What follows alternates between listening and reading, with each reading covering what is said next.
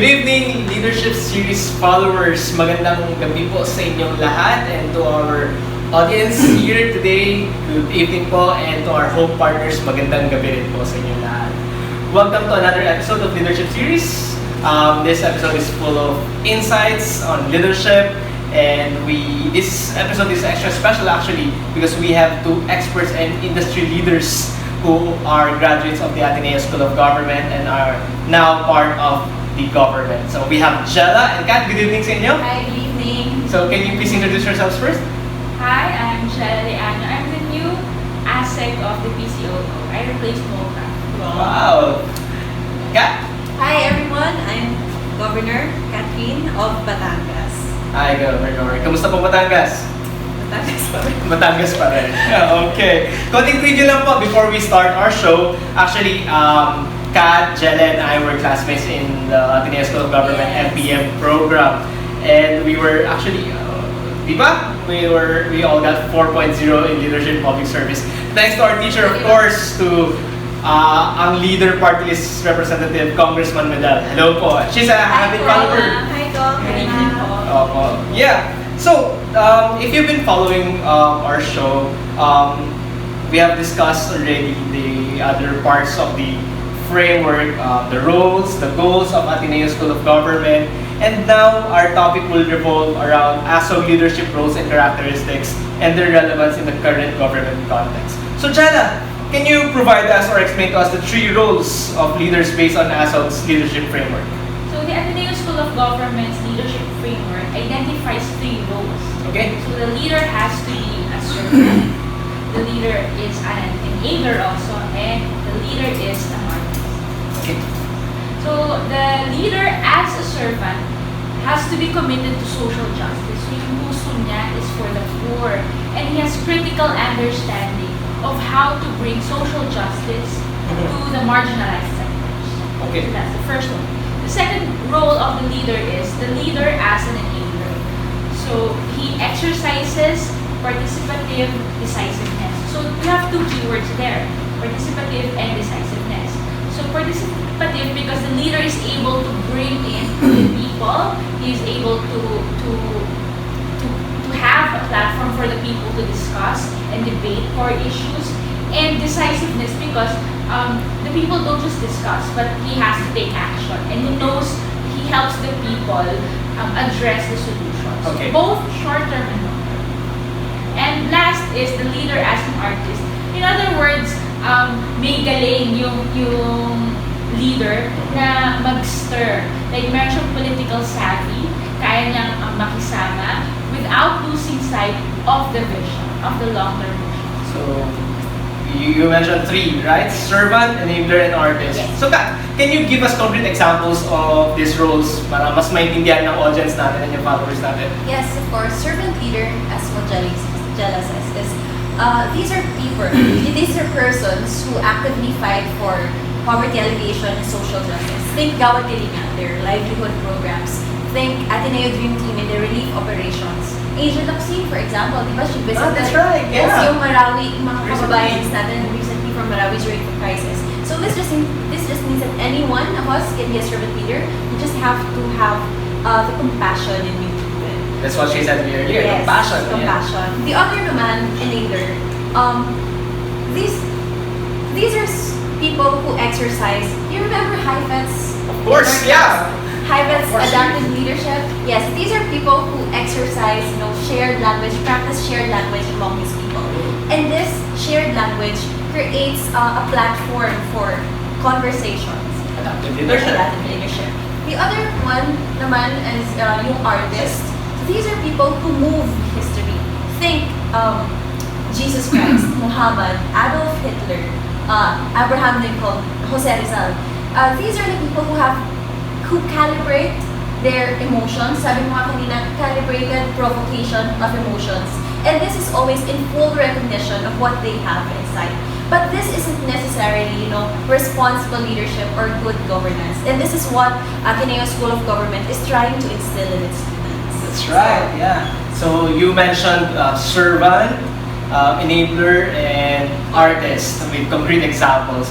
So, ang dami natin natutunan. First part pa lang ng show na. So, after, siguro, let's cut muna and let's come back with more on this series. So, stay tuned. Thank you.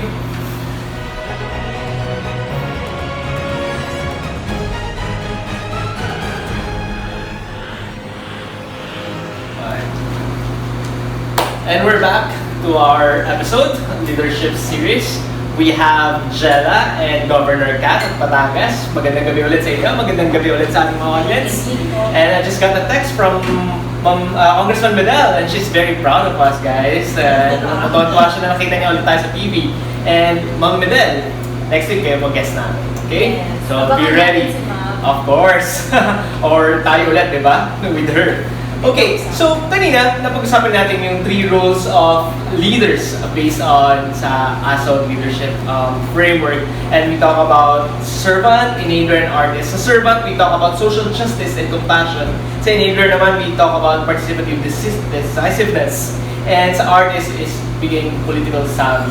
So if you remember in our lessons before, may mga tinawag tayong mga sub-competencies and competencies. Alright, tama? Nabubulol na ako. These are the anchored flexibility, strategic action, calibrated provocation, participative decisiveness, and commitment to social justice. So, if we connect this to the rules that we have identified later, paano kaya natin ma-explain pa to? Itong mga sub-core competencies na to into those roles. So, let's start with Jella. One of the 5 sub-competencies is anchored flexibility. So, firm yet flexible. So, paano yun? Let's look at it in the 3 roles. The leader as a servant has to have political will. Kailangan marunong siyang maglaro. In being a servant to the people, but he still has to manage yung mga politics around, but then hindi pwedeng sell out yung principle. Okay. So, kailangan anchored pa rin siya. But, there are times that when one has to decide. So, nandun pumapasok yung flexibility. Alright. Okay. Next is the servant as enabler. So, 2 words, 2 key points here is team building and team motivating. So, kailangan marali na yung people together. Still focused sa tao, di ba? Yes, oo. And the third one is the leader as an artist. He has to have humility and appreciation of the different inputs of other people. Okay. And he has to be open to criticism and new ways of thinking. So it's political will, being person-oriented, and humility. So those are the keywords for the anchored flexibility. That's right. So, Kat, can you explain as well yung sa second part natin, which is the strategic action connected to the roles? This is yung praxis, no? Yes, that's right. Okay, so the 3 leadership roles are actually concretized through the praxis of technical, organizational, ethical, political savvy. And being engaged in praxis means moving around the cycle of immersion, education, reflection, immersion, education, reflection. It's a cycle. You go back to get hold of the realities of your respective circles. Okay, so you mentioned very important activities here: immersion, education, and reflection. So, okay. There you go. That's the strategic action. Actually, Applies to all leadership roles. yun yung talaga na-mention din ni Hypens, di ba? About when you reflect. Alright. Jella, how about for provocation? Yeah, calibrated Provocation, that's right. Calibrated provocation. Ayan. So, the leader as a servant has to be able to manage and resolve conflict. Ganun din naman as an enabler. So, has to have skills in conflict management and resolution. And the leader as an artist, kailangan he does not lose sight of the vision. So syempre, minsan nawawala tayo sa focus, but as an artist, yung galing ng leader into putting back the focus on the vision. Calibrated provocation.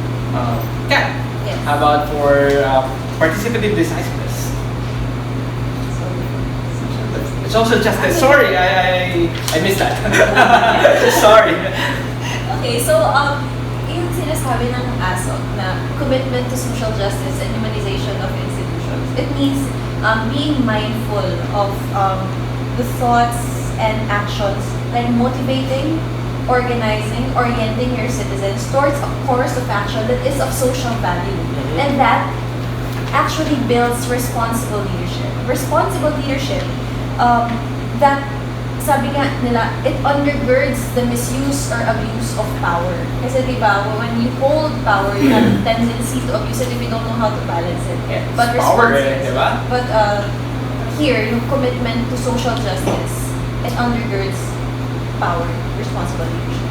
And finally, And the last, Yes. 5 is inclusive or participative decisiveness. So, nabanggit ko na po kanina. So, the leader as a servant, syempre, kung siya ay leader and servant, he has to have the initiative. that's right. So, that's what we have to remember. And then 2, as an enabler, the leader demands excellence or high performance from the people. Yeah, so, kailangan siya yung mag-push nun. And then the last one is the leader as an artist. The leader has to be proactive. Simple as that. So very clear, no? Maraming salamat din sa mga binigyan yung examples that you're able to connect the competencies kanina pa ako din. So competencies and different roles. So actually, in our leadership in practice course, we also discussed the different approaches that we in leadership program. So we have the reflective and dialogue. For reflective, sinasabi doon, I can remember, self-knowledge is required for leadership. Dapat kilala mo yung sarili mo as a leader. You know how to drive your moral compass and to instill it to your constituents, di ba?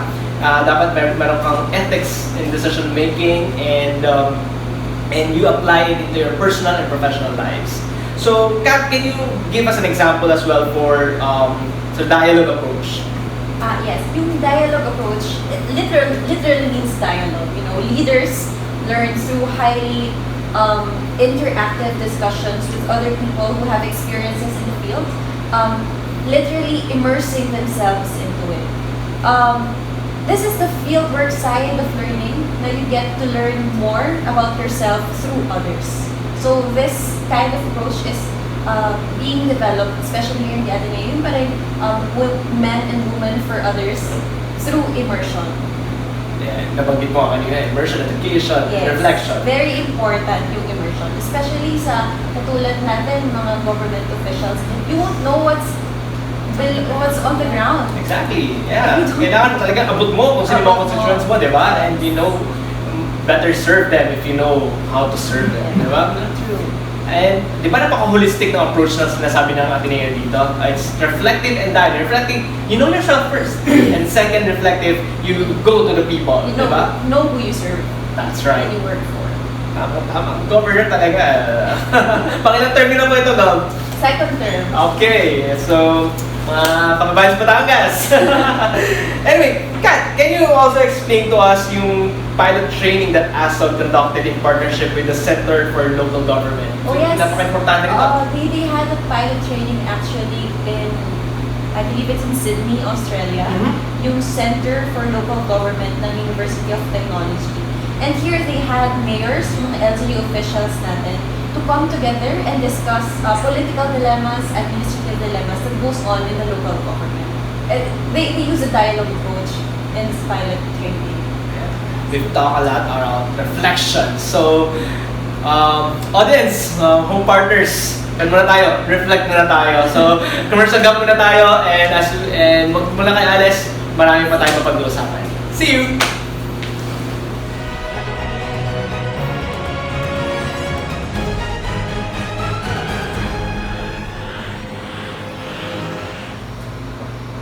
And we're back to our third gap. Kanina, sa first two gaps, na pag-aralan natin yung mga ASOG leadership roles and characteristics. Now, ito na yung pinaka-importante. This is my favorite part because we already talk about how we apply this into the our current government context. Kasi mas dito na ma-appreciate ng mga audience natin eh.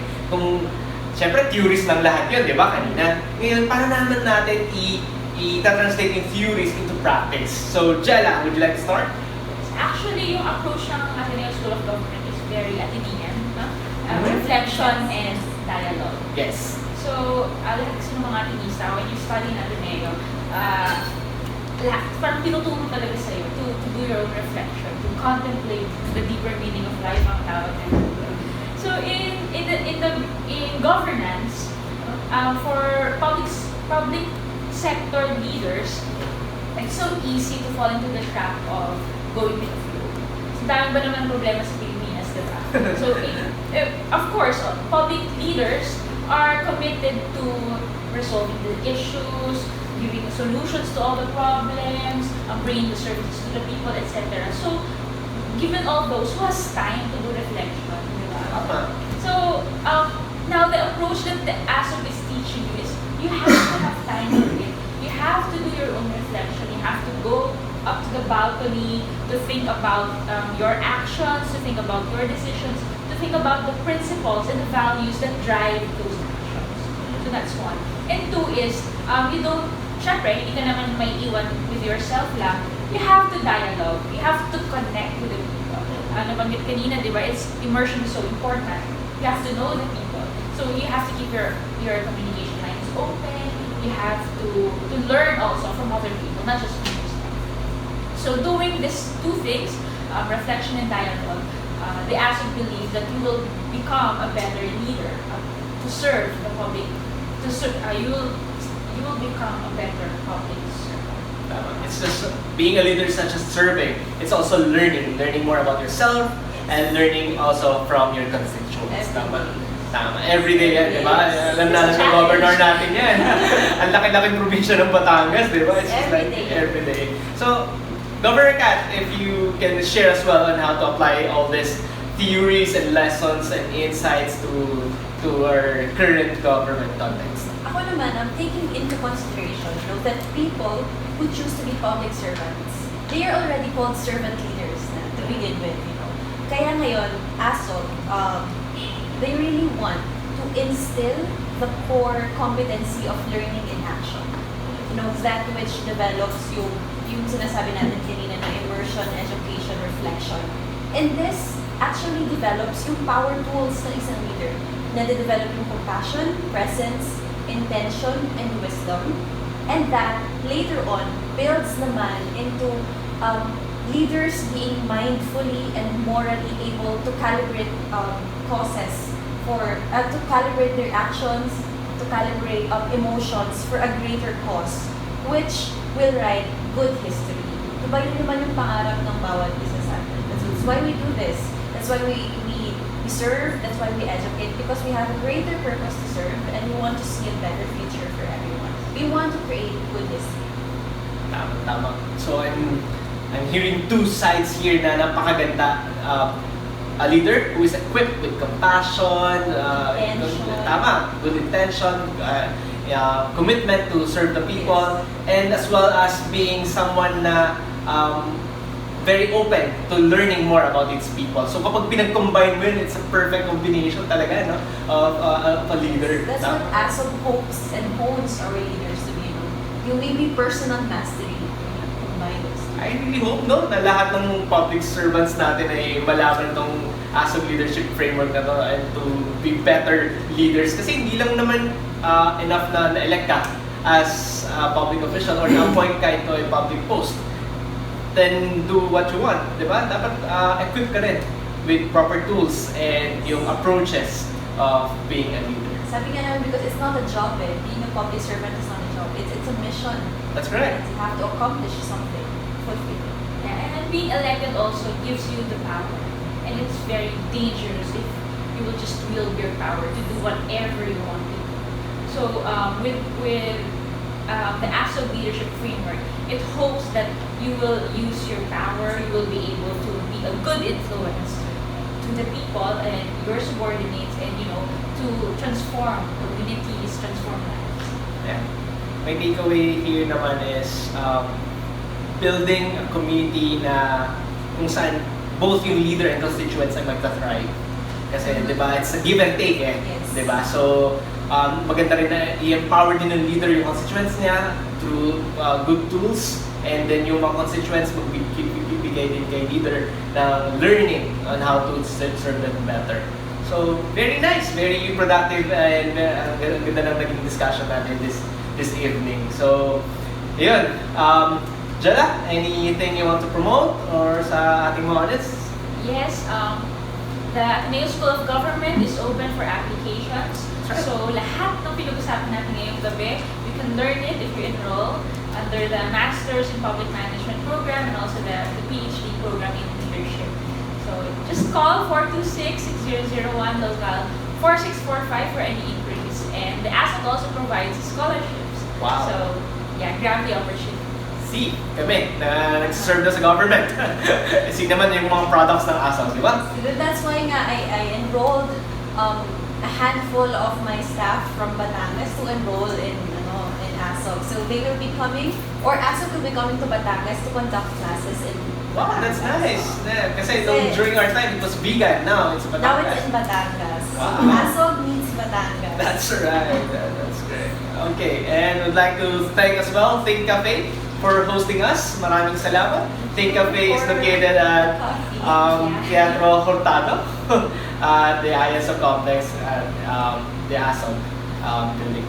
So, maraming salamat sa Jella and Kat. Thank you very much. Maraming salamat and sana hindi kayo magsawang bumisita dito and hopefully the next episodes ng Leadership Series, nandito pa rin kayo. And si Ma'am. Of course, si Congressman Fidel. Alright, maraming salamat and see you next week. Dito na po, nagtatapos ang ating lesson. Hopefully, you learned a lot from this episode.